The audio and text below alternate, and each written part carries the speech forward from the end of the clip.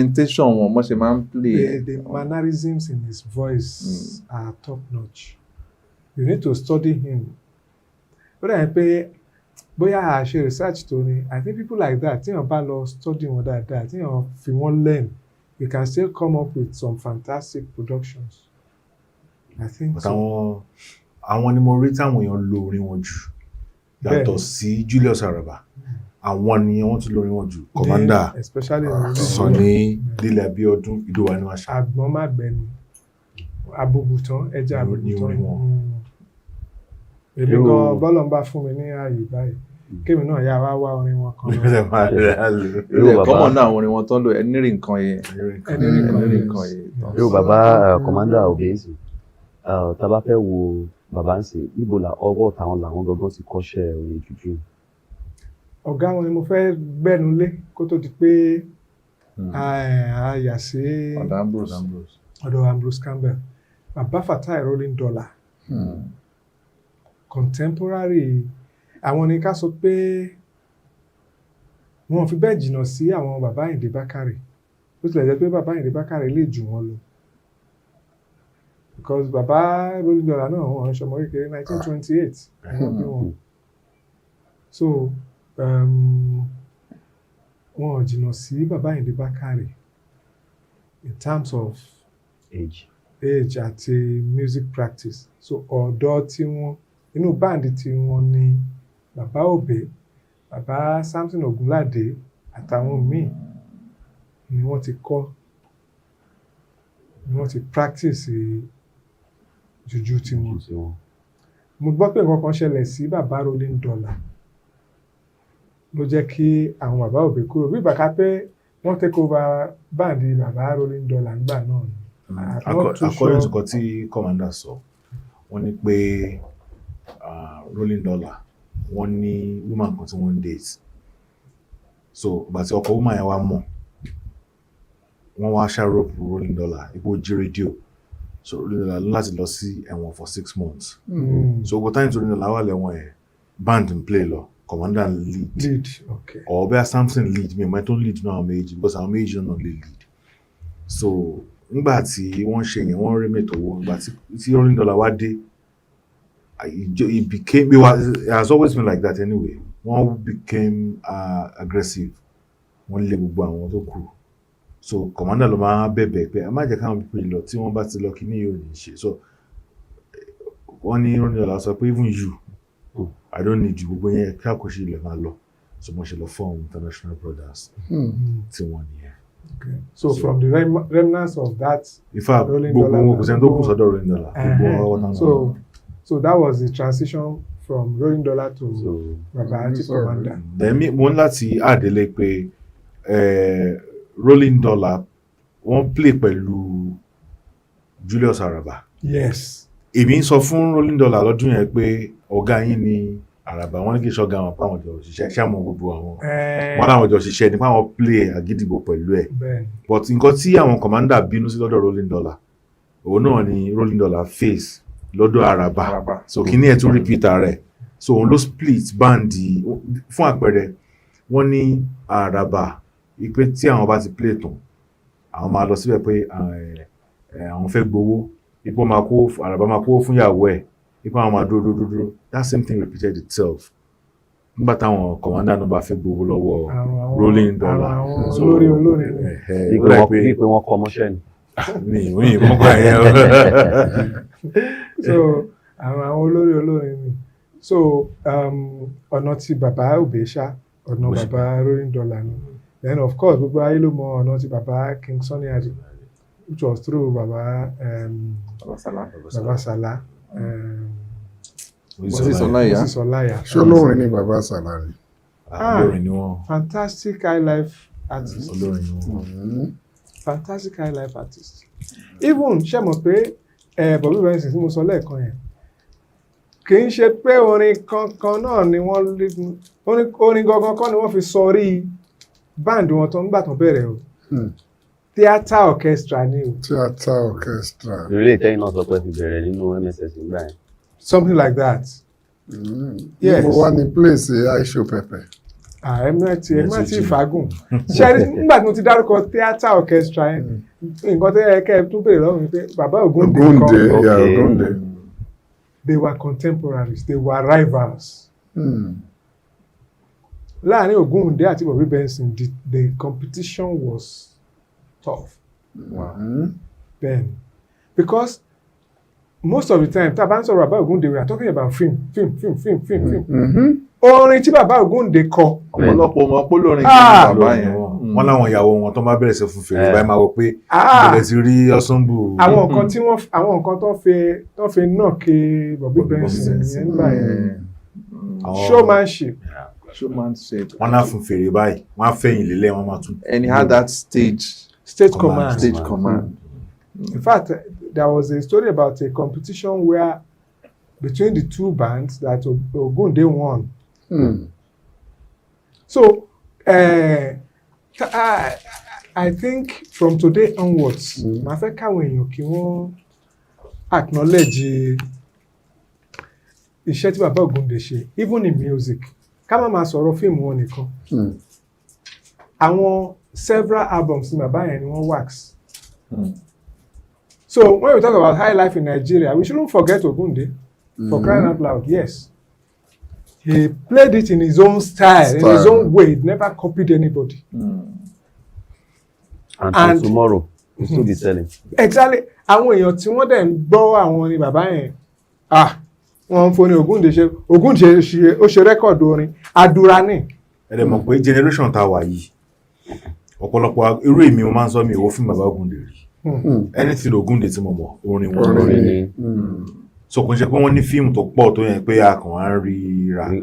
Most of us wo stage play. Ṣé wọ́n wo stage play? Mo ń sọ náà ní pé stage play ní ìwò.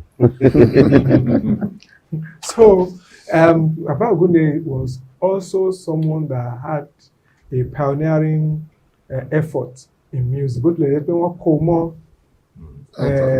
theatre ni.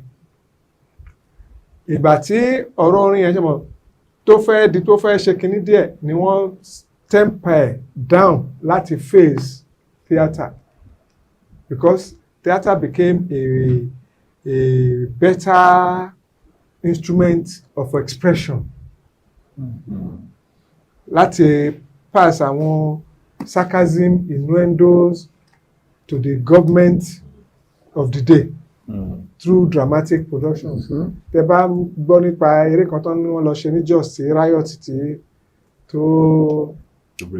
tó break out. Àti ìtàn ṣe lóbi iṣẹ́ sanwó. Yorùbá ronú tó di wàhálà. So, but in terms of music, Baba Ògúndé was also a pioneer, because ìyẹn ló fi jẹ́ pé ọ̀pọ̀lọpọ̀ àwọn tí wọ́n ṣe tíátà náà ni wọ́n fi ní music group. So wọ́n á pè ní concert party. Ara ẹ̀ náà ni bàbá Ọ̀zọ́láyà concert party. Títí kó tó wá kan generation bàbá Ìṣòpẹ̀pẹ̀.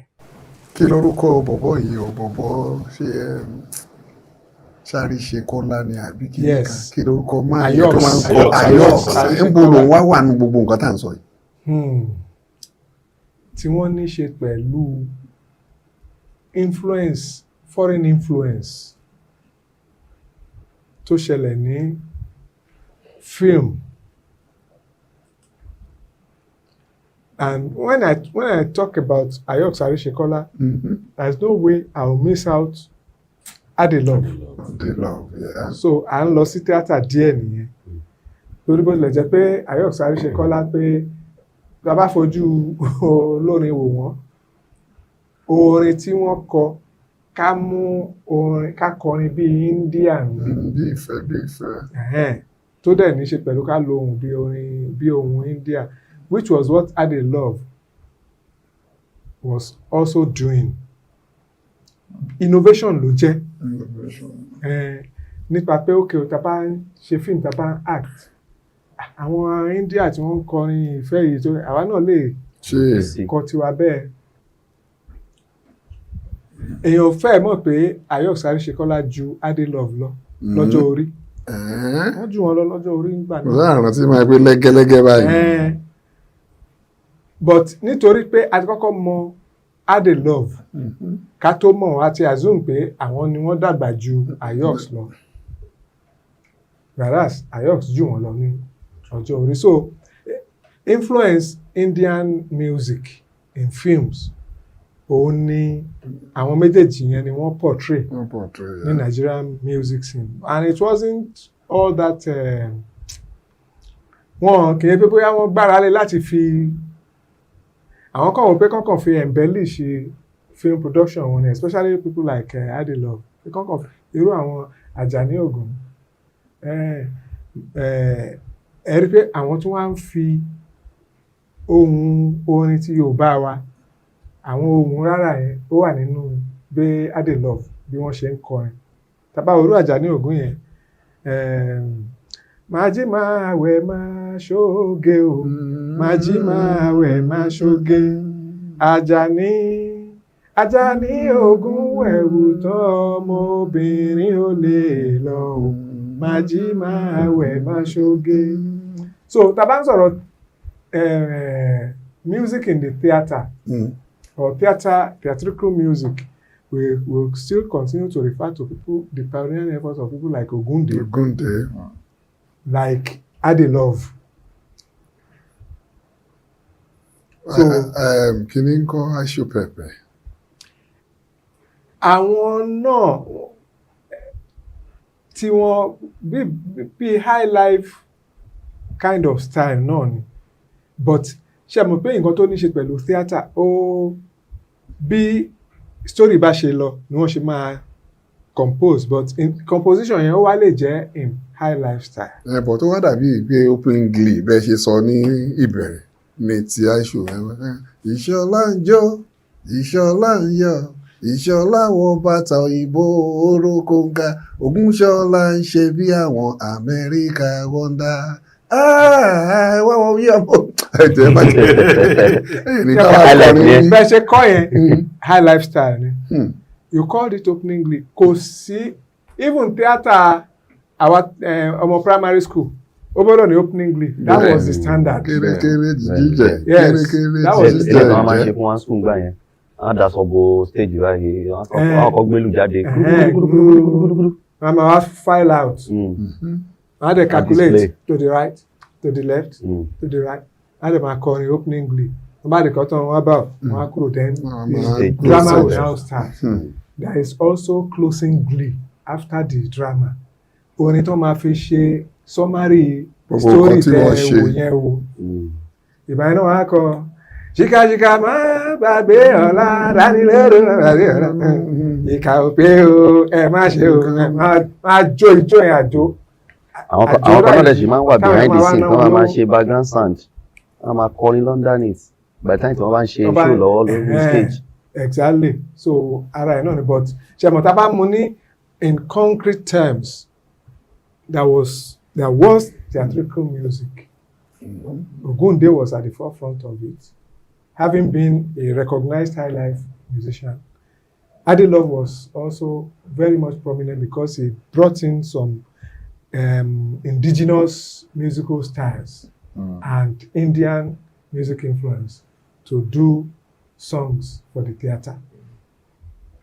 All right, so away from Sakara, high life, Juju, Apala Lemama next. Yes, now Apala. Kò sí tàbí ṣùgbọ́n tá bá ń sọ̀rọ̀ pioneer Apala music, it has to be Baba Haruna Shola. Àbángá ní àgbà. Àbángá ní àgbà. Nítorí his first album dated back to the 40s. 1948. 1948, 47, 48. Bó tilẹ̀ jẹ́ pé it was not a successful production. But I think about 10 years later, it was re-recorded somehow and it became a success. So tá bá ń sọ̀rọ̀ Apala music, there was no doubt Baba Haruna Shola was the pioneer. Láàárín wọn, wọ́n jáwò kọ́ṣe fún the likes of Legali Mukaiba. I think Àjàpẹ́ Ojúbánirẹ́ Àjàpẹ́ kó tó wá kan Àyìnlá Ọmọwúrà. But as great as Baba Haruna Ìṣọ̀lá was, and nothing to be taken away from him, when Àyìnlá came, he was also a different species. Ẹ lè gbọ́ orin Àyìnlá kẹ́ sọ pé inú Haruna báyìí ló ti mú. So that also made him an icon. I give it to people like Baba Ali Gali Mukaiba too, because orin wọn kò ń ṣe pé bóyá ó fara pẹ́ ti Haruna Ìṣọ̀lá. Bàbá Lẹ́pẹ́.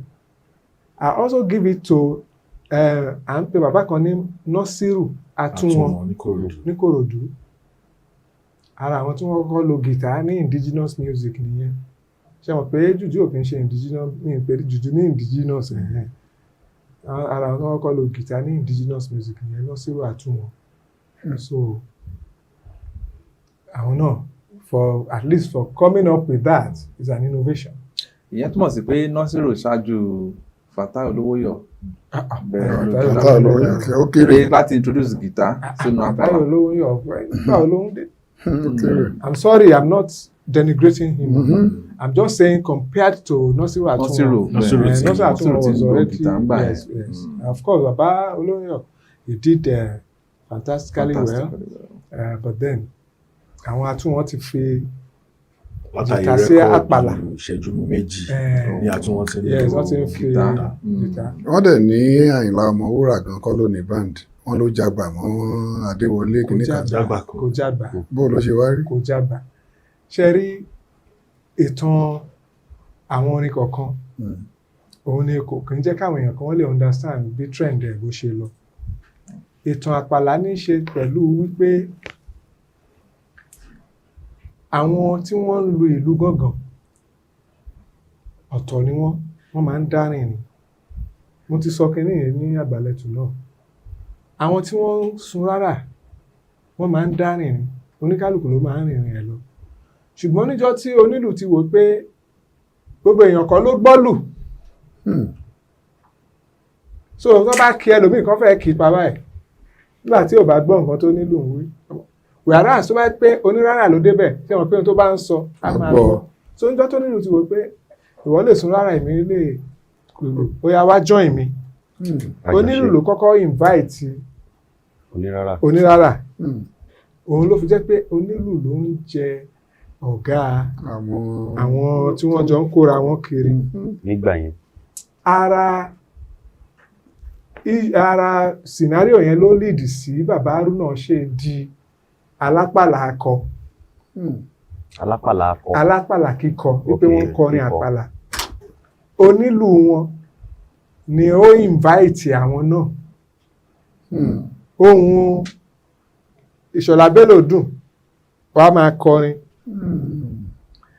Ṣùgbọ́n ibi tí nǹkan ti change ó ní ṣe pẹ̀lú ìgbà tí a fẹ́ bẹ̀rẹ̀ recording industry.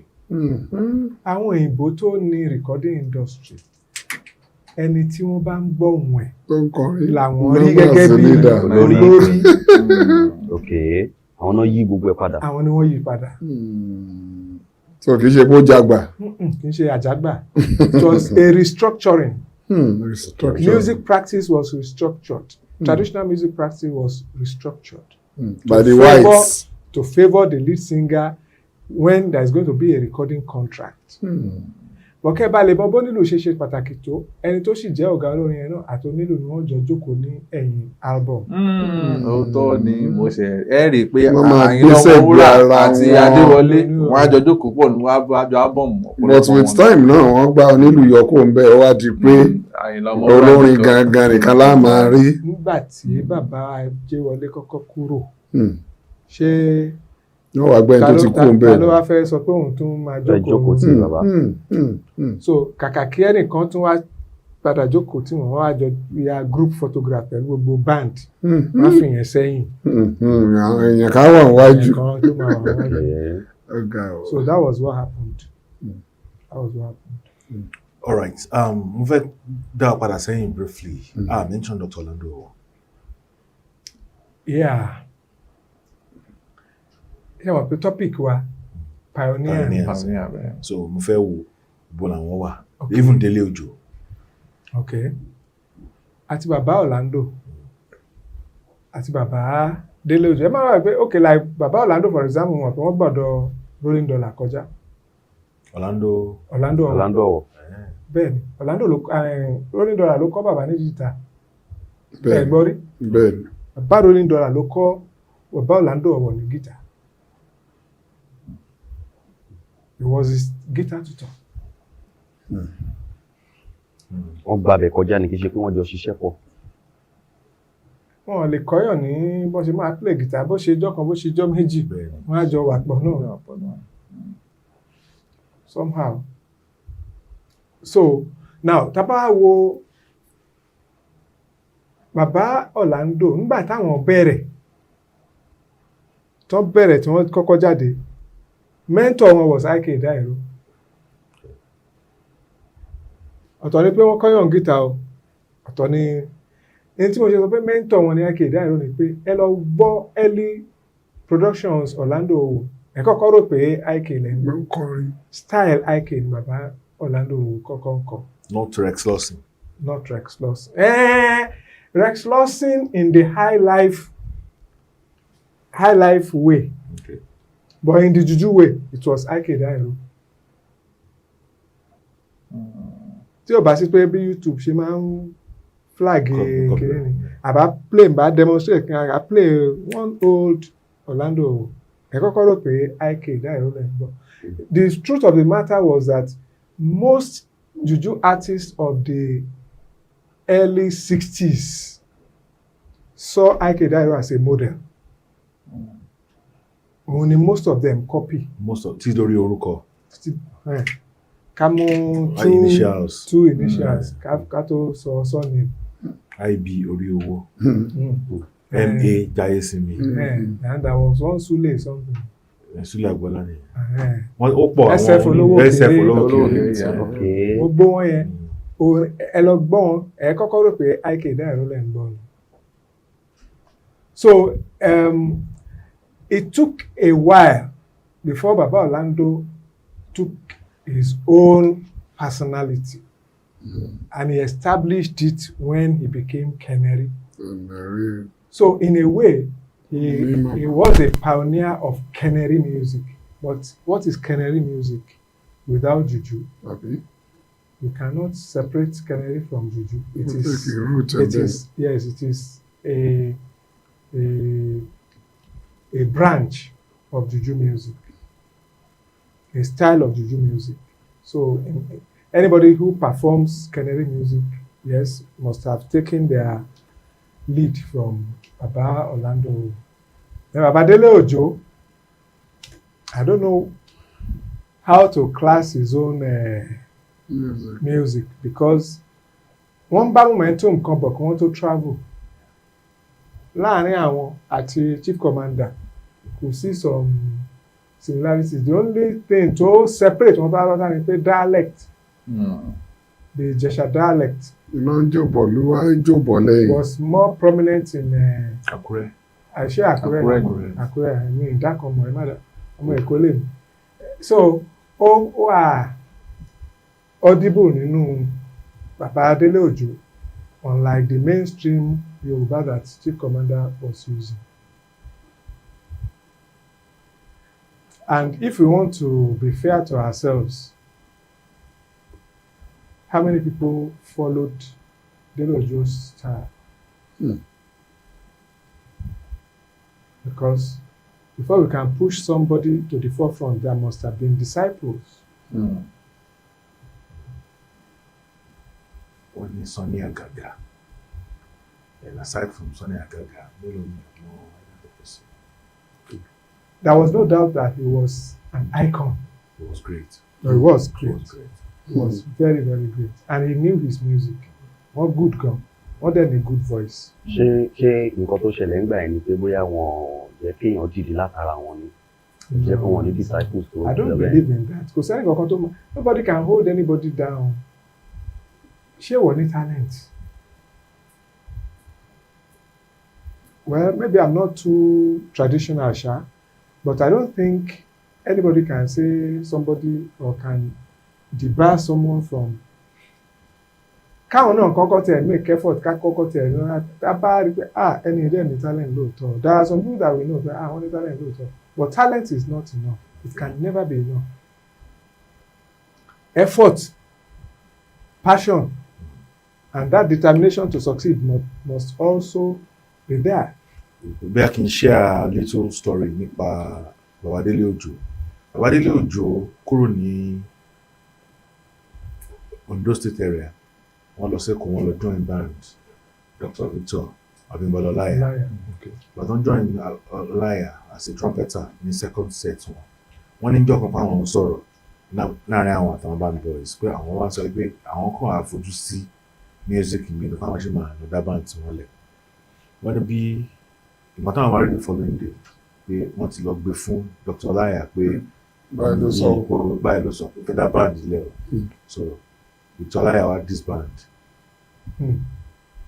Bóyá nítorí ìbínú wọn kọ́ disband group ní pé kẹ́mi máa bá tiẹ̀ lọ. Wọ́n wá sí Ìbàdàn. Bó tó gbé wọn dé Ìbàdàn ni wọ́n wá rí iṣẹ́ kan pẹ̀lú àwọn insurance company. Wọ́n lọ jẹun. Ibẹ̀ náà ti pàdé bàbá náà ti kú sí orúkọ wọn sàpá mi lórí. Wọ́n pàdé bàbá yẹn ibẹ̀ náà ti wá àwọn èèyàn jọ. That was 1963. Ibẹ̀ náà ti fún band tí wọ́n ní. So wọ́n ní Mandele Ojo lẹ́kọ̀ọ́. Ìbàdàn bíbá ẹ̀ ni wọ́n ti wá bẹ̀rẹ̀. So ibi náà ti kọ́ ẹ̀ náà ti ṣe. And I think where he actually got it from wọ́n ti pẹ́ jù lókè òkun. Exactly. Ṣùgbọ́n wọ́n nígbà táwọn máa fi dé music ti kúrò ní táwọn fi lẹ̀ sí. Kò ní síwájú. Kò ní dúró. Ọ̀pọ̀ orin ti sún. Kò ní dúró. Ṣẹ́rí, that is one thing about music. Kò sí bí wọ́n ṣe lè entice èèyàn tó bá ń ṣe dáadáa ní Nàìjíríà tó bá ti wà at the top. Kò sí irú pressure tó ń gbọ́dọ̀ fún ẹ ní abroad. Don't ever go and settle down there. Relocate.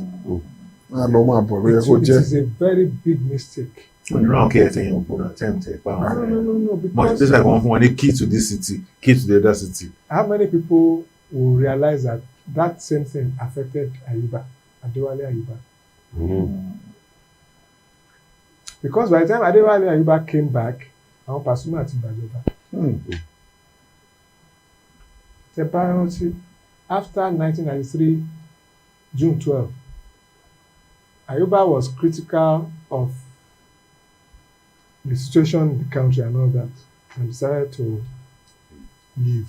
Of course, maybe his life was also Threatened. we don't know. I'm not saying that for a fact. I'm just making an assumption of that. But the fact of the matter was that Ayuba left. I think around 1994 being come. As I then tell Ayuba lọ, làwọn Obesere Pasuma ni wọ́n dé. So Ayuba síwájú Obesere. Of course. Ayuba was already. First album was 1987. Shina Akonni's first record was 1986. Bàbá lórí bàbá mi. Yes. So Ayuba ti kọ́kọ́ ṣe before. Ṣebí láyìn bọ́bù lélẹ́yìí tá à ń sọ yẹn. Bọ́bù ní 91 or so. Yeah. And he was really climbing. But for whatever reason he left. As at 94, 95 tóun ò sí nílé yẹn, nǹkan ti ń lọ, orin ti ń gbàgbé mi. K1 ẹ má gbàgbé pé K1 finally stamped his authority in 94. I said finally, not because he has not done great in the past, but since 1994, he finally cemented his place in Fuji music with that consolidation. And then we'll go to ṣẹlẹ̀ lẹ́yìn. So, if we look at Babadele Ojo, yeah, we will continue to recognize him as one of the icons in Juju music. But when it comes to pioneering effort, the history might not really favor him. And we are not here to massage people's egos. Yes. We are saying it as it is. So kò yọ nǹkan kan nípa bí wọ́n ṣe great tó as a musician. but wọ́n fulfil that pioneering tag as a juju artist. Alhaji, mo notice pé tí a bá ń sọ̀rọ̀ àwọn àgbà olórin yẹn, a máa ń place so much emphasis lórí àwọn ọkùnrin. A sábà wo side àwọn ìyá wa tó jẹ́ àwọn olórin àgbà ń gbà yẹn. Mo fẹ́ ká lọ sí wákà.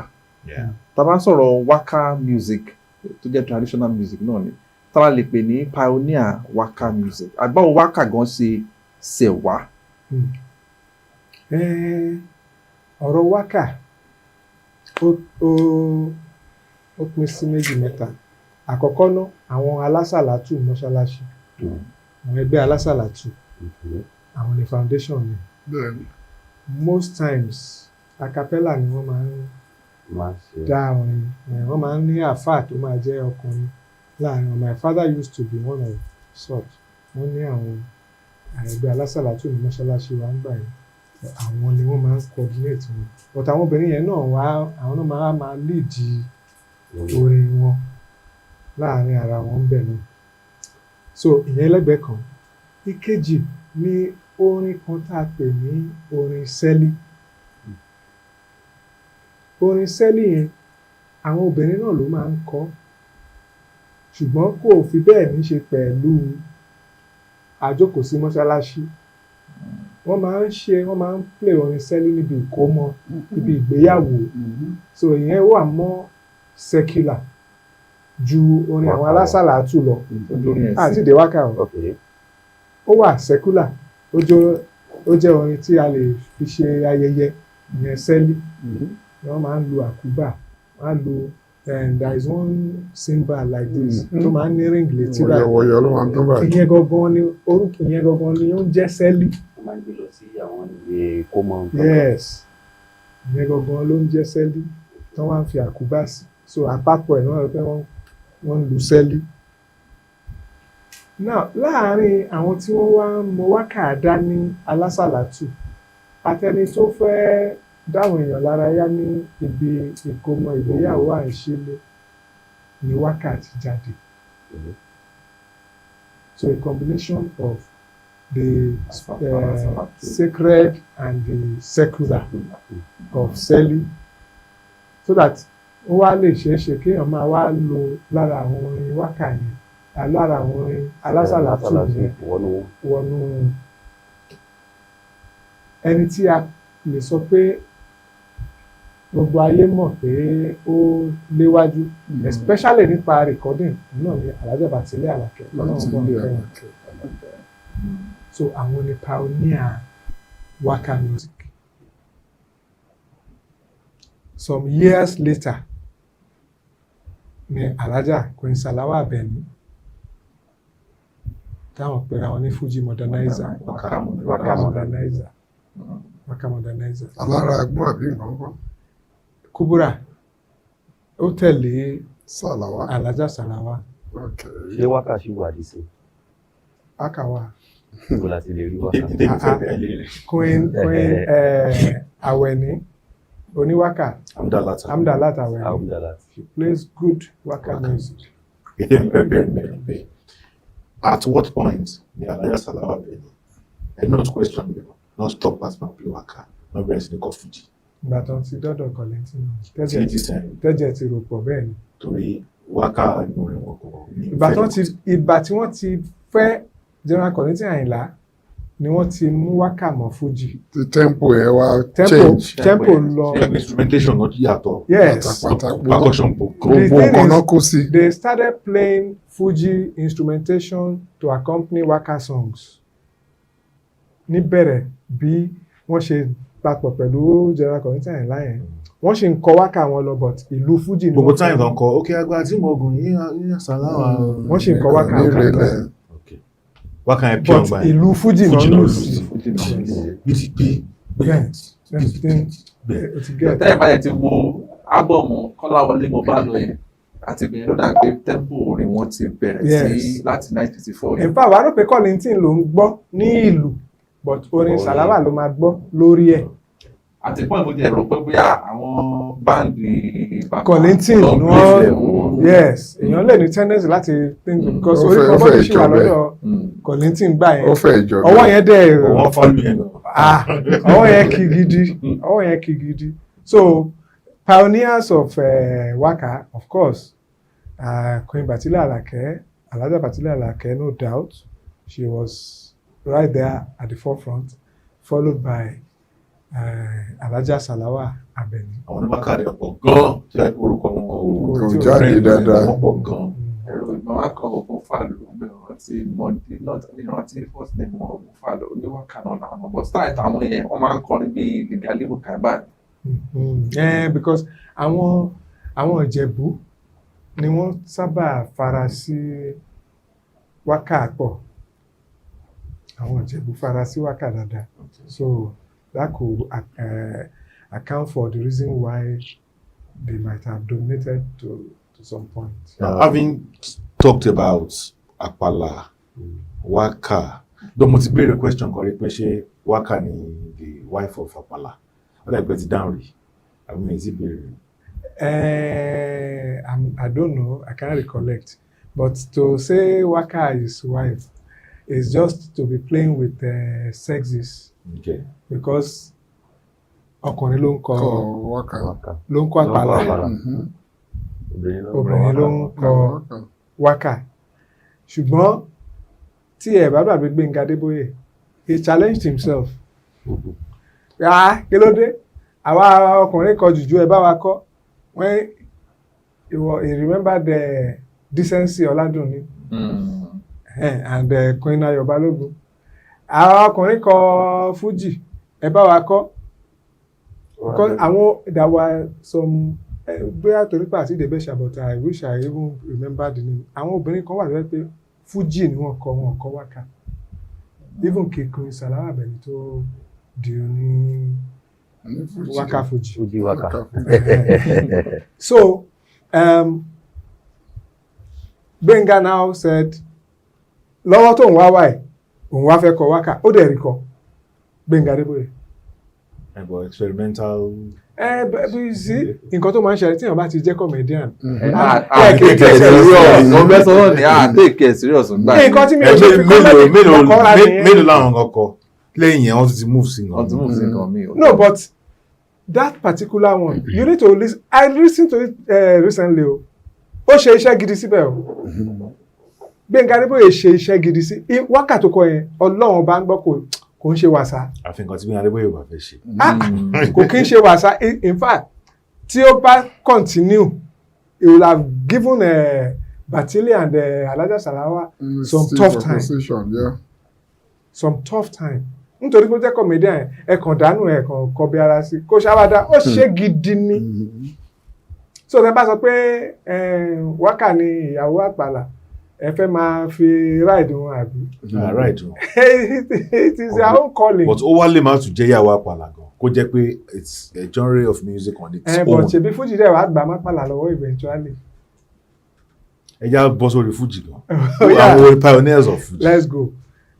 Incontrovertible, no doubt, the pioneers of Fuji.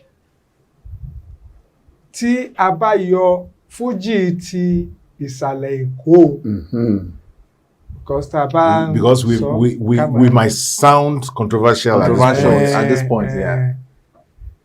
According to Dr. Sikiru Ayinde Barrister, wọ́n ní àwọn kan ti ń kọ Fuji kan ní ìsàlẹ̀ Èkó, wọ́n ti ń kọrú orin kan tí wọ́n pè ní Fuji nísàlẹ̀ Èkó.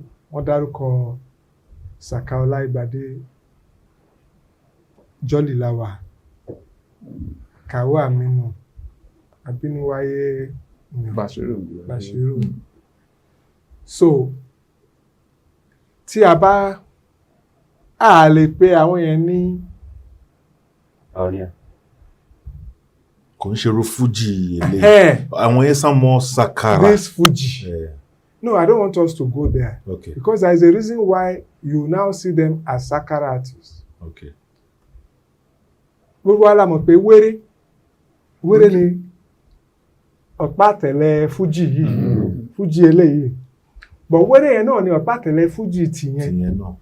bí sẹ́ẹ̀lì ṣe jẹ́ àbí sẹ́ẹ̀lì ò ní kankan ṣe pẹ̀lú wákà. pẹ̀lú wákà of course ó ní ṣe. now ibi tí tìyẹn fi yàtọ̀ ni pé wọ́n ń ṣe ládùúgbò ẹni tó ti ń jí wẹ́rẹ́ lóru fún 30 days tí àwọn èèyàn ti mọ̀ pé bàbá ìdẹ́ ń kọrin táwẹ̀ wá lọ tán ó difficult fún náà kó kàn tó lóun jí wẹ́rẹ́ ó lè jí wẹ́rẹ́ lọ́sàn-án kí o lè jí wẹ́rẹ́ mọ̀ tí o bá tiẹ̀ ti ń ṣàwòrán. ìyẹn wọn sọ pé ewé lẹ́tún wá ń ṣiṣẹ́ tó ń jí wẹ́rẹ́ fújì láwa fàájì fújà. So it became a slang for that music practice at that time. Those people were impatient. Wọ́n fẹ́ fi orin jẹun. Wọ́n ò dẹ̀ lè pè ní wéré because àwẹ̀ ò sí ń ta. Wọ́n ò ní sùúrù. Kí ni wọ́n ṣe? Ọbẹ̀ kan ti wà nílẹ̀ tó ti jiná, ẹ jẹ́ á darapọ̀ mọ́ bẹ́ẹ̀ yẹn. Ìyẹn ni sákárà. That was why if people are saying tẹ́ bá sọ pé Fuji kan wà tẹ́lẹ̀ show record yẹn wọ́n lè show it because none of those people went to the studio to wax any record called Fuji. But there was that music practice called Fuja nísàlẹ̀ Èkó. Kò sí doubt níbẹ̀ bàbá Síkírù Àyìndé Barrister fúnra wọn sọ bẹ́ẹ̀. But there was Faji which was recorded. Faji. Yeah. As an album. Bàbá ọmọ ajé ló gbé jáde mo ti share sleeve ẹ̀ mo dẹ̀ ti publish orin sí Facebook. Ó dáa. Which sounded. Who recorded it? Ọmọ ajé. The artist. Màá rántí orúkọ artist of Saka. Màá wá sí kàtó kúrò. Okay, but ṣé mọ̀ pé ọ̀rọ̀ ò dàrú o. Tá a bá sọ pé ẹnìkan ṣe music nígbà yẹn ó pè ní fàájì. Fàájì ló pè. Good luck to him. Eléyìí táwọn ń dín pẹ̀lú sí Fuji. So ibi fàájì ló di Fuji. No. Slang ni ọ̀rọ̀ mẹ́ta ni. Okay. Fàájì, Fuji, Fuja. Ọ̀rọ̀ mẹ́tẹ̀ẹ̀ta ni wọ́n máa ń fi ń describe nǹkan táwọn ń ṣe. Wọ́n wà interchangeable. Ẹni tó sọ fún ẹ pé òun ń ṣe fàájì nsìn ó lè sọ pé Fuja lòun ń ṣe ó lè ní fàájì lòun ń ṣe. Nothing was cast in stone. It was not an identified music practice. Nígbà tí èèyàn bá it was an experiment that was leading to nowhere. That was why all of them that were mentioned ended up being Sakara musicians. Including Dr. Síkírù Àyìndé Barrister. Ta ló wá dá Fuji ilẹ̀ báyìí? Lọ síbi adáfújì ilẹ̀. A ti sọ fún yín pé àwọn kan play orin tí wọ́n pè ní Fuji, Fuja, Fàájì. Àbá Síkírù Àyìndé Barrister fún ara wọn sọ ọ́ ni. So káwọn tó sọ àwa ti gbọ́. Àwọn fúnra wọn dẹ̀ fẹ́nu ara wọn sọ nínú interview tí mo ṣe fún wọn. So kì í ṣe pé this one is not about now lára nǹkan tí Dr. Síkírù Àyìndé Barrister sọ ni pé nígbà táwọn fẹ́ sọ wèrè di Fuji àwọn rántí musical practice kan nísàlẹ̀ Èkó táwọn arábí yẹn tí wọ́n ṣe tí wọ́n pè ní Fuji pé orin kan wà nísàlẹ̀ wọ́n pè ní Fuji ńgbà yẹn ṣùgbọ́n Fuji táwọn ń sọ yẹn òun kọ́ ni tí àwọn kan ń sìn which was fair enough. Fantastic. That is the truth. So if you are talking about Fuji pioneer, it has to be Dr. Síkírù Àyìndé Barrister. And General Kollington Ayinla. I said and. I will not put General Kollington Ayinla in front of Barrister. Because General Kollington Ayinla fúnra wọn fira wọn síwájú Barrister. Tí mo bá dẹ̀ ń parọ́ bàbá ní opportunity láti wọ́n á wo ilé wọ́n á dẹ̀ sọ pé Sulaimon ó sọ̀rọ̀ ju o but mo mọ̀ wọ́n dáadáa pé wọ́n fira wọn síwájú Dr. Síkírù Àyìndé Barrister no matter what people say outside. Ó tiẹ̀ clear dáadáa. when we talk about Tani Fuji pioneer, Dr. Sikiru Ayinde Barrister and General Kollington Ayinla. Only reason mo ṣe sọ pé and mean sọ pé with. Okay. Even tí mo bá lo with, it will not be out of place. Ta ló mú idea wá? Sikiru Ayinde Barrister. Okay. Ta ló sọ fún Kollington Ayinla? Àbí wọ́n gbọ́ nínú ìtàn pé ó tún sọ fún ẹnìkankan ni? Wọ́n jọ sọ fúnra wọn. Wọ́n jọ sọ fúnra wọn. Barrister mú idea wá. Kọ́lá, jẹ́ ká lọ máa play orin wa lọ. Tá à ń kọ nínú sójà tẹ́lẹ̀. Tá à ń kọ o. Jẹ́ ká lọ máa practice o. Èmi ti ń practice o. Wọ́n tún pè wọ́n dìbò lọ́wọ́. Ṣé o ti ń practice? Èmi ti ń practice. Mo ti ń lọ òde. Mo ti ń pawó. Ta ló la idea? Sikiru Ayinde Barrister. Sikiru. Kí la máa pè é? Fuji ni.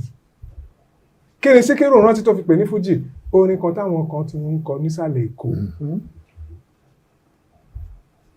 But it was not in 1966. It was not in 1967. It was not in 1969. It was not in 1970. It was not in 1971. It was not in 1972. It was probably in December 1973 or early 1970. Most likely it was 1974. Tí Fuji bẹ̀rẹ̀. Tí Fuji bẹ̀rẹ̀.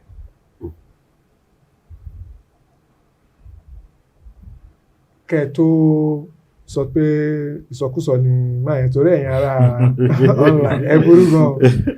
Kẹ́ tó sọ pé ìsọkúsọ ẹ jẹ́ kí n ṣàlàyé ẹ̀ fún yín. Ní 1966 tí Dr. Sikiru Ayinde Barrister tí wọ́n kọ́ ṣe first recording wọn and his Ajisare group ni wọ́n fi.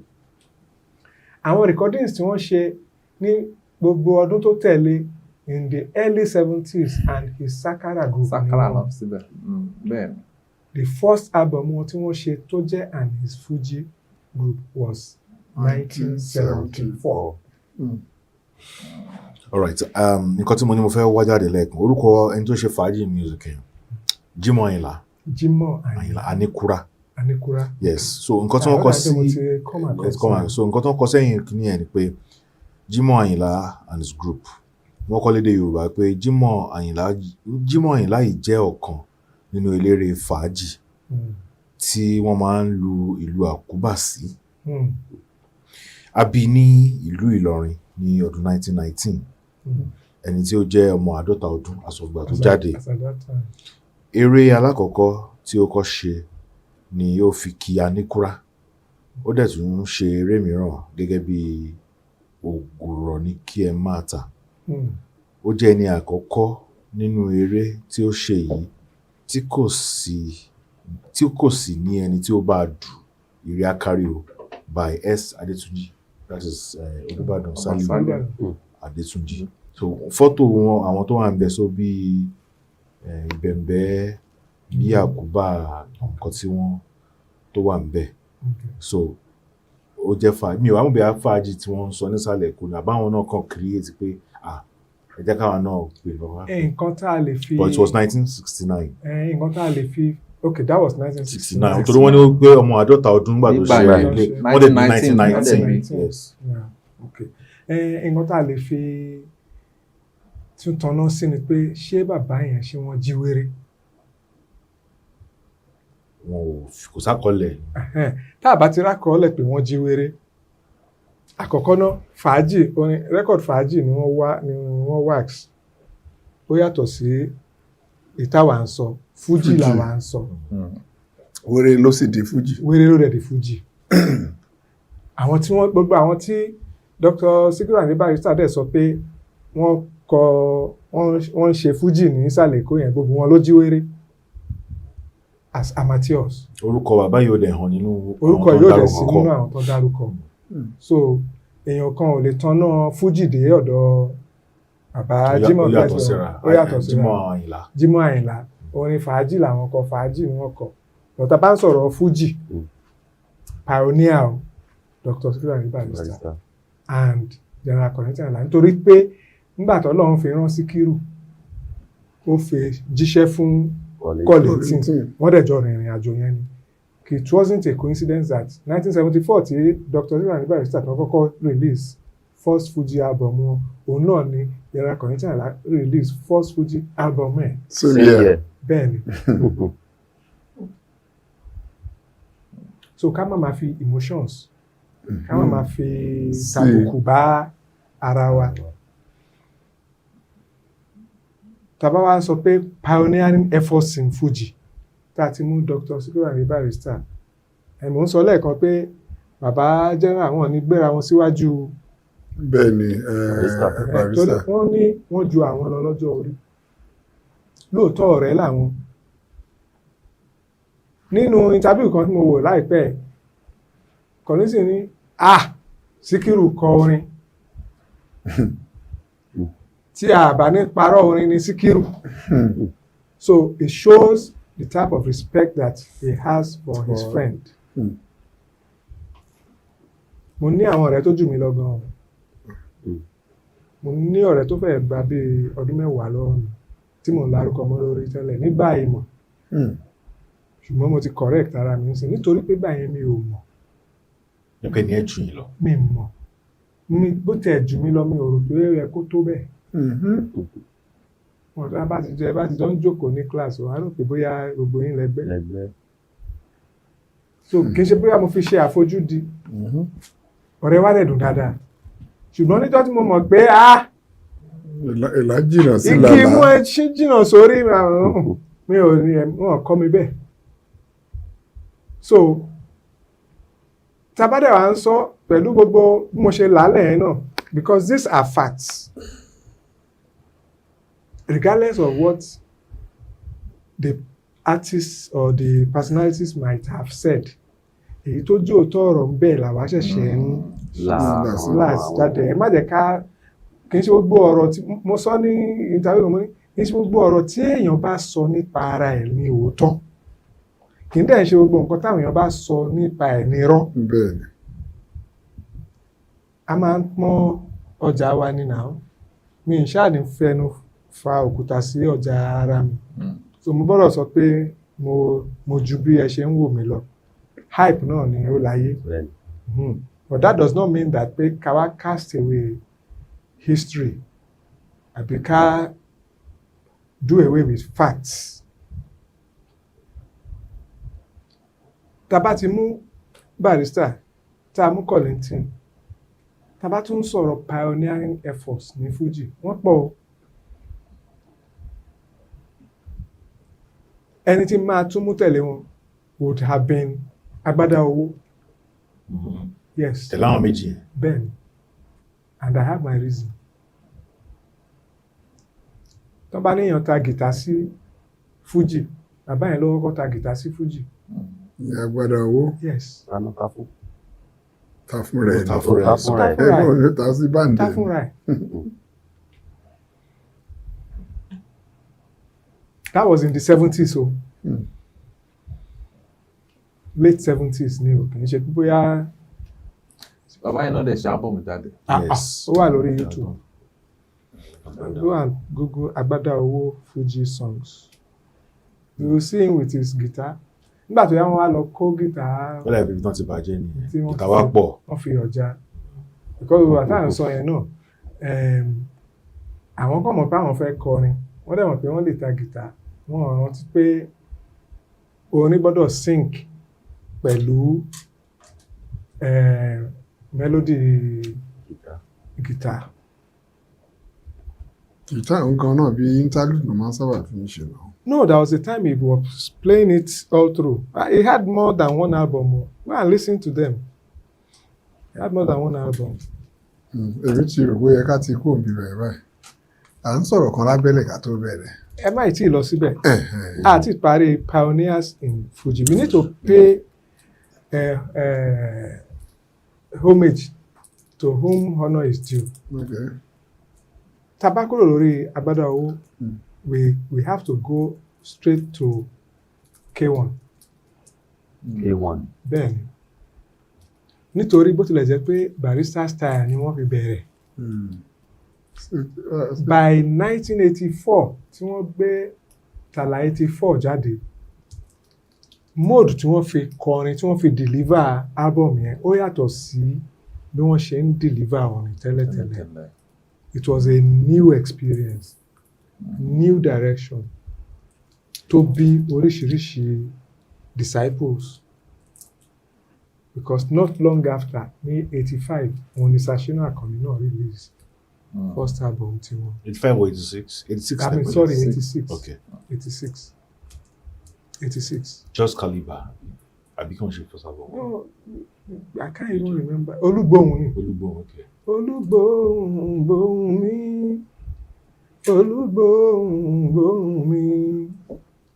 Olúgbóhùn gbóhùn mi o. Àkànní mi Shina ire. Tẹ́ ẹ bá gbọ́, ẹ rò pé Wàsíù lẹ̀ ń gbọ́. Nígbà yẹn. Of course, he had a richer voice then.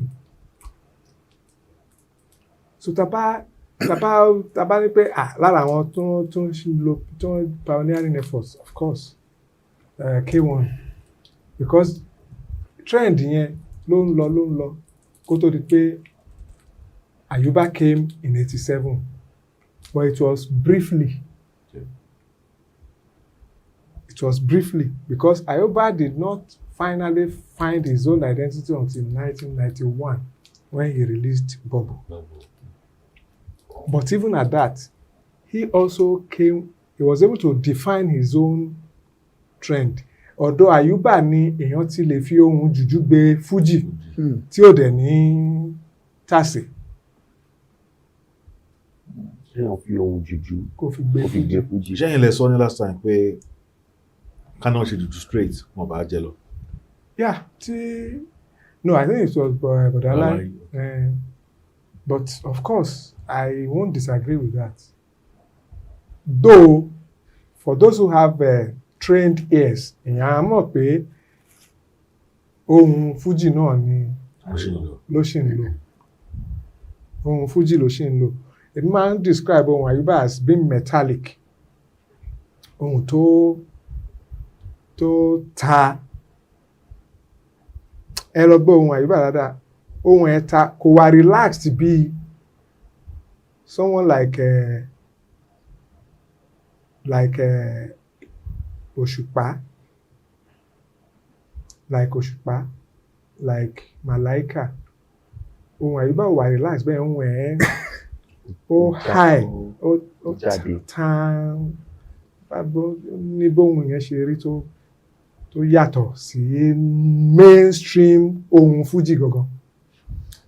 Alhaji ká tó máa sọ̀rọ̀ àwọn modernizers àwọn music genres Yorùbá kan sílẹ̀ tá a ti sọ̀rọ̀ pẹ̀ àwọn kan máa ń wò pé ibo la lè group bàbá ìmọ̀ Dáúdà kan mọ́ Ẹ̀yọ̀ Epo Àkàrà.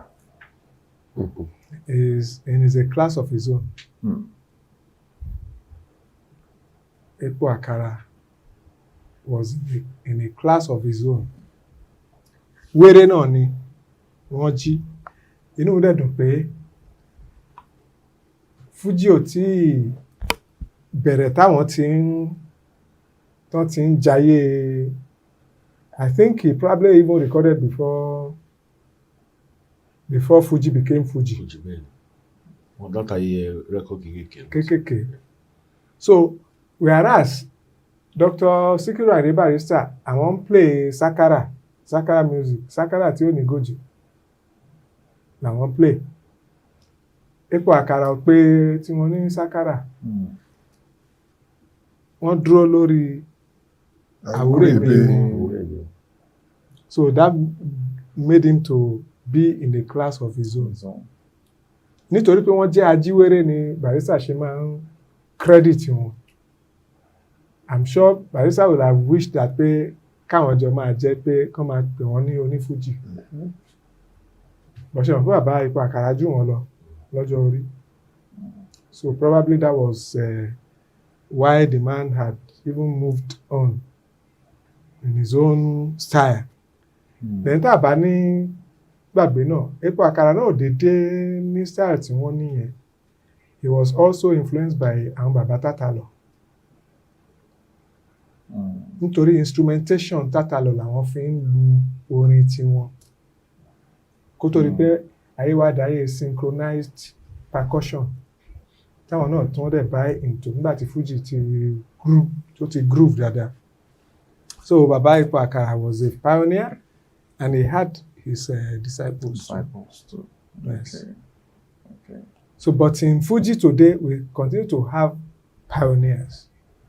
Probably previously wọ́n jẹ́ proteges but they became pioneers. Ìyẹn ni Ànábì àti Sàábì kan tá a discuss. That's all nígbà yẹn. So everybody has done very well these days. Ẹ worú Pasuma sìn. Ṣé ẹ lè káyé èèyàn tẹ́ ẹ lè sọ pé style Pasuma ni nǹkan. Ṣé ẹ lè káyé èèyàn tẹ́ ẹ sọ pé style Òṣùpá ló ń kọ. We cannot lè wish àwọn èèyàn away now. Effort wọn náà ni. For us to identify them pé wọ́n ní style and for us to be able to now say that pé àwọn kan ṣe bí tiwọn. Because báwọn kan ṣe kọ Fuji bí Síkírù ṣe kọ àwọn kan ṣe kọ Fuji bí kọ́ ní ṣe kọ náà nìyẹn. Ọ̀kan náà kọ bí Pasuma ṣe kọ Òṣùpá ṣe kọ.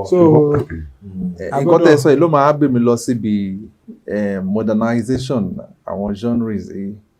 Jùjú ti ń bẹ̀rẹ̀ gbọ̀gbà tí Shina Peters dé wọ́n ti ń kọ àwọn orin kan láti early 80s náà. But mo rántí Ace album wọn 1989 if I'm correct 89. Ó change the dynamics juju music entirely that time. Gbà tó ń gbé afro juju dé. Time ẹ̀dẹ̀ làwọn Délé Táíwò àwọn kan náà bẹ̀rẹ̀ sí lo style wọn títí. Ìgbà tó yá Yinka Ayefele náà dé pẹ̀lú style tiwọn. Táwọn èèyàn ò lè really box Yinka Ayefele sí bóyá juju or gospel. Àwọn kan á pè ní gospel juju. Àwọn arọ́pọ̀lọpọ̀ àwọn ọmọ tó ń kọ juju ní ìsinyìí. A fẹ́ má rí kọ́ juju musician mọ́.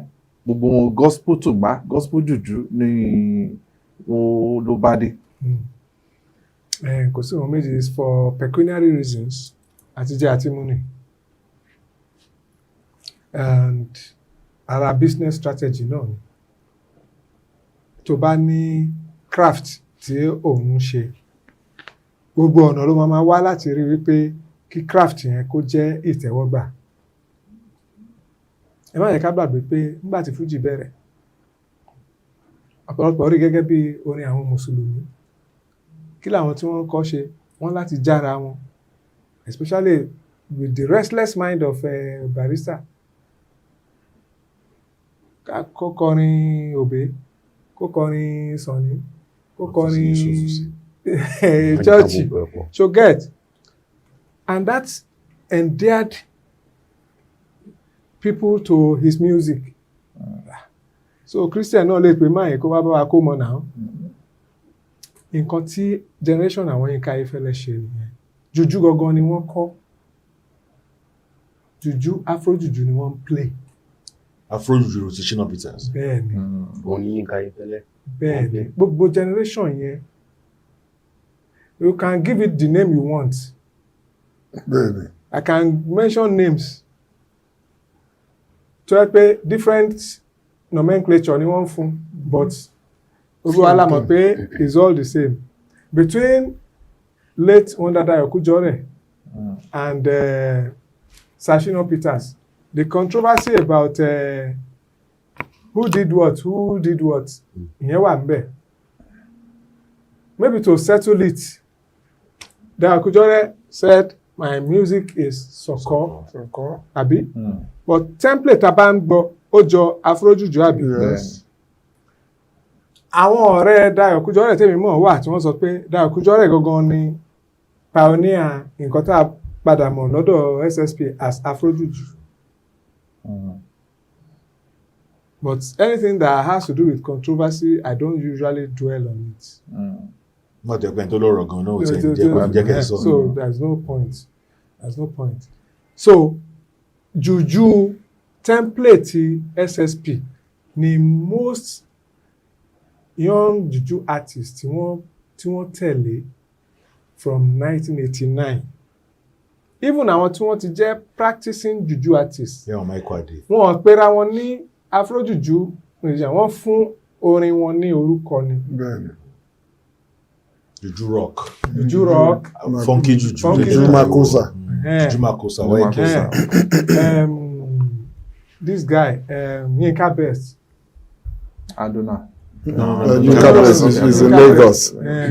So but template Afrojuju kí dẹ̀ ni template Afrojuju synchronized percussion to go with using juju song character. Synchronized percussion that is influenced by Fuji, as evidenced in the music of Shina Peters. Ipe ká máa fi kọ juju. Nǹkan tí basically. Bọ́sà ìgbà tí mò ń kọrin láyé ìgbà tí mo ṣe máa ń kọrin.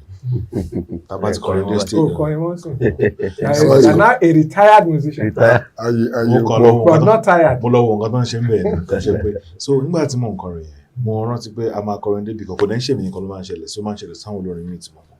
Ẹ máa rá àwọn tó ń jó dára pé ẹ lè kọrin bí Ayefele ni. Ẹ lè wọ́n. Tó bá yẹ pé style Ayefele ń play yẹn tẹ́ pé Shina Peters style ni gẹ́gẹ́ bẹ́ẹ̀ ṣe sọ. Kílé náà sọ pé ẹ lè kọrin bí Shina Peters ní why ẹ ṣe kọrin bí Ayefele. Ó mi pa Ayefele yẹn ní pioneer akọni. It is not that it is not Shina Peters. And I am not insinuating that Ayefele was singing Shina Peters. No. Ayefele has his unique voice. And the way his songs are composed are very peculiar to him. So to bá attempt láti kọ, there is no way they will not say ọkọ Ayefele náà. Ọ̀rẹ́ Àsálátù gbìyànjú láti ṣiṣẹ́ wọn. Má ti lọ bẹ̀yẹn o. Má ti lọ ọ̀dọ̀ Èrè Àsálátù o. Jẹ́ ká yanjú ti Ayefele yìí. Now, báwo ni Ayefele ṣe ń kọ tó fi yàtọ̀ sí ti Shina Peters? Àkọ́kọ́ náà, with apologies to SSP, ohun Ayefele dùn ju ti Shina Peters lọ. Obvious. Àbí?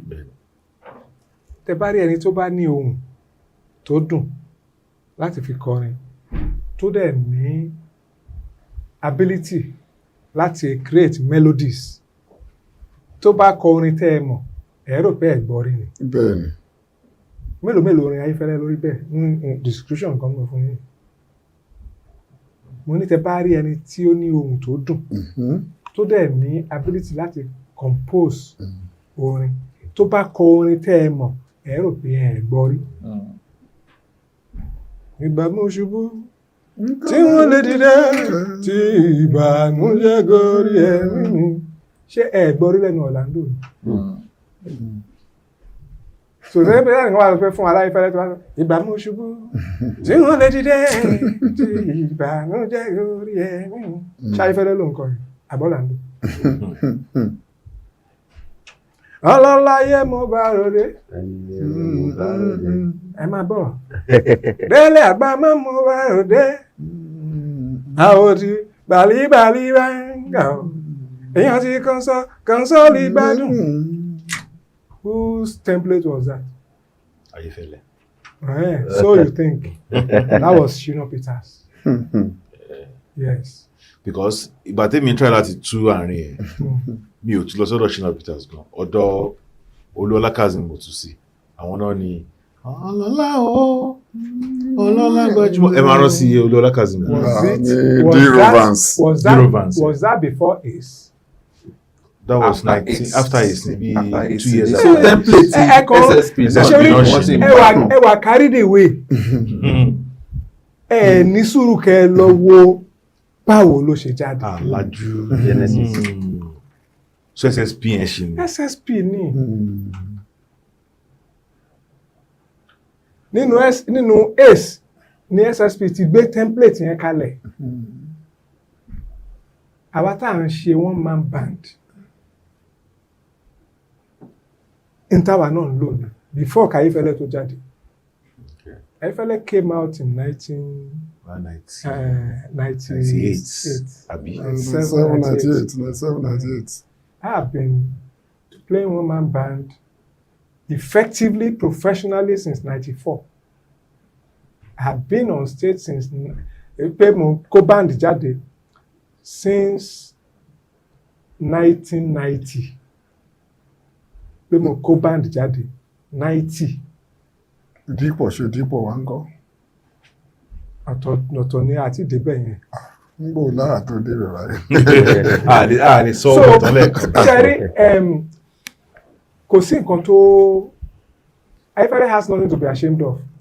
Gbogbo nǹkan tí mo sọ yìí. Bẹ́ẹ̀ni. I'm just doing my job as a musicologist to analyse to you. Yeah. And you know, I always told you, Dele, that you cannot create in a vacuum. Yes. That is why I'm not given to accepting the use of the word creator. Bó tilẹ̀ jẹ́ pé ó wà admissible, ó dẹ̀ wà permitted to do so. You can rove around being a creator or being a pioneer. Because a pioneer, to me, ó fẹ́ ní weight ju creator lọ.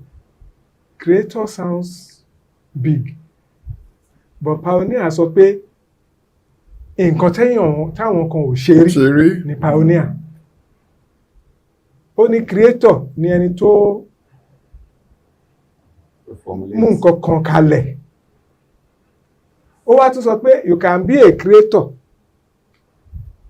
without being the best, without being a pioneer. You can create something. Without being a pioneer.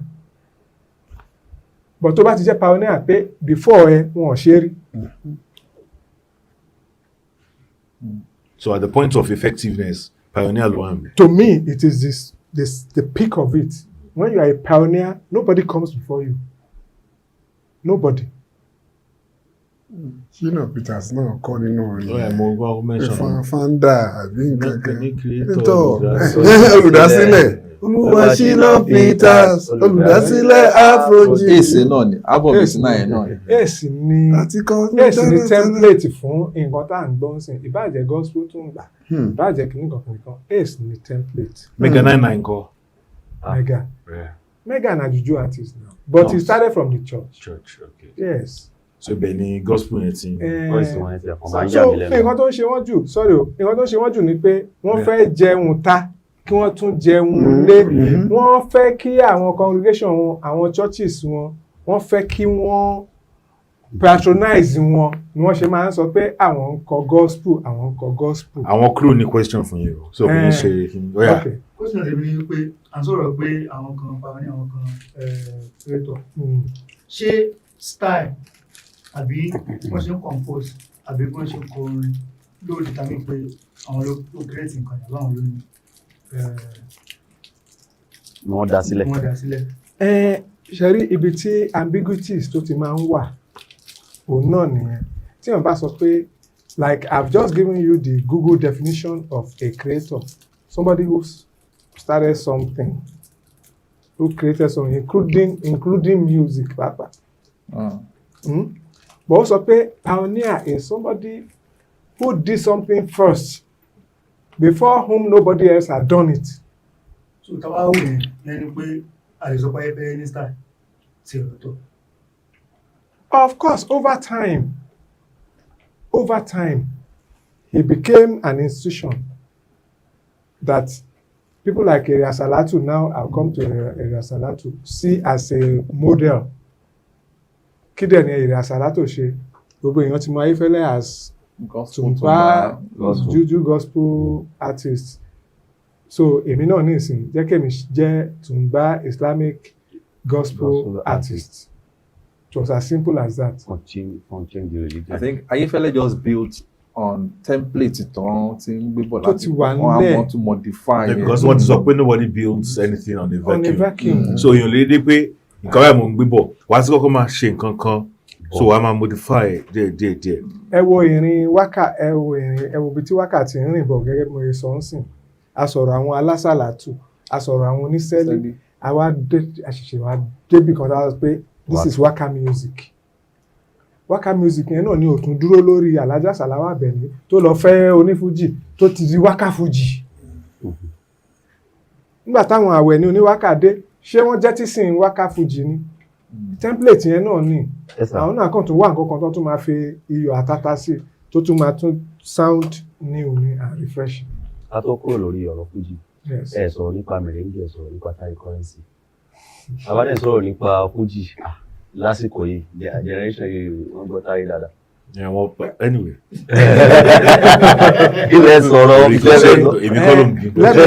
Let me answer you this way. Okay. We are not discussing musicians in Nigeria. Okay. And we are not discussing Fuji music in Nigeria.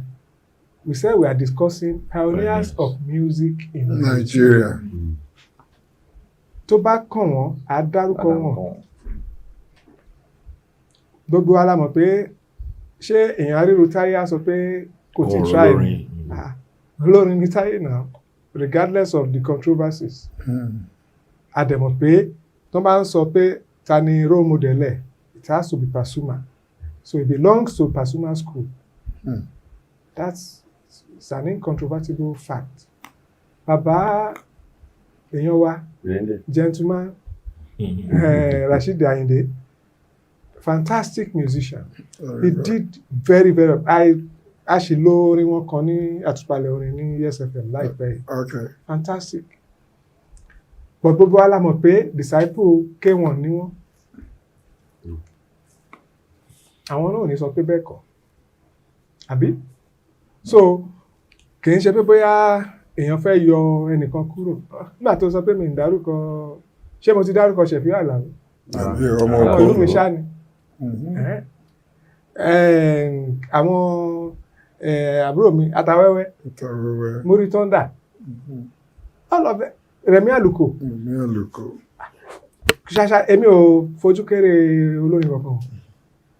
Kíyàn tó rorí, kó tó rorí kọ orin 3 minutes. Kó tó wá jẹ́ tẹ̀wọ́gbà. Kó tó jẹ́ tẹ̀wọ́gbà. Tẹ̀wọ́gbà ẹ̀gọ́gọ́gọ́ dẹ̀ ní kókó. Àwọn tí wọ́n máa ń tàbùkù olórin wọn ní mọ iyọ̀ tí tá bá gbé fún wọn last assignment bóyá ẹ kọrin ìṣẹ́jú 3 kan lórí bí Nàìjíríà ṣe ń lọ. Ẹ wá fún wa. Ìgbà iná máa tó mọ̀ pé yes, iṣẹ́ olórin ń ṣe. Òun ní sọ pé tó bá dé studio báyìí tó ti rò pé orin 20 minutes ló ní, ìgbà tó fún ma after 5 minutes. Orí á dry. Time orí ó dry, ó ti kọ gbogbo nǹkan tó fẹ́ kọ tán ni. Ó bá ku another 12 minutes tó máa fi fíìlì kìíní. Ìgbà ló máa tó mọ̀ pé wàhálà wà. And that was why I will always respect people like Barrister. Nígbà tí Fuji tó ń lọ, Barrister wò pé táwa ní ká máa fi gbogbo kìíní ìkọ orin kò ní fẹ́ rọrùn o. Barrister create segments for improvisation, instrumental improvisation, even when they were still not using melodic instruments. Tí wọ́n ti kó melodic instruments wọ́n lórí percussion yẹn, Barrister wá create space sílẹ̀.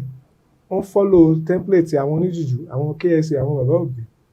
Wọ́n wá ń fi àyè sílẹ̀. Tẹ́ bá lọ gbọ́ irú àwọn ṣé kìí ṣe Ọlọ́run ló pe iṣẹ́ wa lọ́nà orin ni. Ọlọ́run ló pe iṣẹ́ wa lọ́nà orin. Ó ṣiṣẹ́ kékeré. Iṣẹ́ lògùn ṣẹ́ nìyẹn. There is another one. Bí láàárín maturity or something. Kí ni mo fẹ́ fàyọ ni pé wọ́n wá kọrin lẹ́yìn wá pé Ọ̀yádolú onílù yìí ṣe kíní kan àwọn awálùlù ṣe mọ̀ pé time ló ń lọ yẹn. Tàbí dimension. Túndé Bàlíngà fún wa ní ìlú. Kájọ Túndé Bàlíngà dá drum set lẹ́gbẹ̀ẹ́. Don't yẹn fi take time. Wọ́n á tún fi falsetto wọ́n á tún Túndé Bàlíngà fún wa nílùú. Kájọ Túndé Bàlíngà fún wa nílùú. Kájọ. Gbogbo yẹn náà wọ́n fi ń bridge time. So kì í ṣe wàsá. Léèyàn kan wá gbé orin kalẹ̀, ó wá di gbogbo ayé wá ń pa. Lára ṣe bàbá tí mo nífẹ̀ẹ́ sí jù, tí bá fẹ́ gbé Barrister, ibi tí wọ́n acapella àwọn tán ti bẹ̀rẹ̀ kankan tán ti ìlú beat, tí wọ́n kàn fún wọn sọ̀rọ̀. Láàrin ìgbà tó bá ń lo acapella yẹn gan, inú yẹn á máa dùn ní kóhùn gbọ́ wọn. Ara àwọn iṣẹ́ gidi tí bàbá ṣe lẹ́nu. But orin tí a bá ti ń kọ tí wọ́n bá lùlù sí kì í ṣe acapella. Bẹ́ẹ̀ni, tọmọ tó yìí wá ti. Irú bẹ̀rẹ̀ nǹkan tí wọ́n ti lùlù. Tí wọ́n bá ti lùlù intro. Okay. Bàbá yẹn. Tí kẹ́kẹ́ bá ti wà nísàlẹ̀ báyìí, ó ti kúrò ń bẹ̀. acapella. Béèyàn bá tiẹ̀ ń wo Bàrí, ó dàbí pé orin kan ni bàbá yẹn. ṣé mọ̀ pé wọ́n lè má ní elégbè kó bàbá yẹn kọrin for 7 hours kó má sẹ́ni tí ó gbé. bí yẹn ò tiẹ̀ ṣojú wa ẹ̀tẹ́ tí ẹ gbọ́ Amẹ́ríkà tí mo rè ó tọ́ mi lójú èmi pẹ̀lú Buhari ọ̀rọ̀ lọ́tọ̀. sí elégbè ọkàn. bàbá yẹn mo ṣáà máa ń wò pé báwo ló ti rí. And I will also remind us of nǹkan tí Kollington náà ṣe nínú ọ̀rọ̀ ìbò 1983. ọ̀rọ̀ ìbò ṣe ń lọ o Kọ̀láwọlé ó sọ díẹ̀ kí n tó mẹ́nu kúrò ara rẹ̀ gángan. Ká wá sọ. At least for the first 9-10 minutes. kò ṣẹlẹ́gbẹ̀. Kò ṣẹlẹ́gbẹ̀. So tá bá ń show respect fún àwọn bàbá yẹn àwọn tí sìn kí wọ́n farabalẹ̀ tí wọ́n bá mọ nǹkan tá à ń reference kí wọ́n lọ gbọ́ wọn. Ṣé àwọn instruments tí General Kollington Ayinla tí wọ́n gbé wọlé nígbà tí ojú tí dúdú tá àti ẹ̀ mọ̀ pé nǹkan máa rí báyìí ṣé yẹn ni ká sọ ni it takes somebody who thinks out of the box to say ó yá ẹ jẹ́ ká gbé wọlé. Yes, ó lè má jẹ́ àwọn ni wọ́n lù fúnra wọn àbáwọn ni wọ́n fúnra wọn but the fact that he was able to even say let us put it so àwọn tó wà ń sìn wọ́n fẹ́ràn jẹ̀kọ́ they need to continue to show respect to those people. Wọ́n mú ní kékeré though there was rivalry between them it was fierce but ó ràn fújì lọ́wọ́ gan. a ti sọ̀rọ̀ tó pọ̀ a lè sọ gbẹ̀tàn lẹ́ẹ̀kan mo dúpẹ́ lọ́wọ́ our musicologists our tutor because bí wàá tí mo wá ní classroom ibi tẹ́ ti lọ mú ẹ 1855 ẹ̀rù kọ́kọ́ bá mi pé ọ̀la máa kó mi báyìí ìkọ́lẹ̀ tí mi ò ní gbàgbé kíláàsì mi gan wá báyìí. ọjọ́ mi tó wá ti béèrè kan lọ́wọ́ tèmi náà máa lọ wá gate tó jìnnà máa kọ́ fi arrest alright so ẹ ṣe gan ni sir kí n dúpẹ́ lọ́wọ́ ọ̀gá mi Fẹ́rànmi Babalọ́lá mo la ẹjọ́ kí yẹn dùn ìrìn àwọn sọ̀nkítò lè ṣe ó wọlé Dàmọ́lá. Thank you so much, Amala Fenwa, àti Akínkúnmi, Badmus. If you would like to be part of our discussion, Ayewa Moyeso, we keep twisting things. Mo kẹ́ máa fẹ́ rí Alhaji ní gbogbo gbà bó ṣe ẹ̀kan lóṣù ni kò sí bẹ́ẹ̀ ṣe fẹ́ Ayewa everyday la ń publish content so Ayewa. Tẹ́ bá fẹ́ wá nọ́mbà mi 08033852815 àbíkẹ́kọ̀ọ́ comment sí YouTube níbi tí ẹ ti wọ̀ wá máa pick it up adẹ́mọ̀bá ṣe máa múra then for observations comments even questions gbogbo ẹ̀ la take either the WhatsApp number or comment section in YouTube ẹ ṣe kan ní tí ẹ tún wọ̀ wá àtúwàbẹ̀ lọ́la.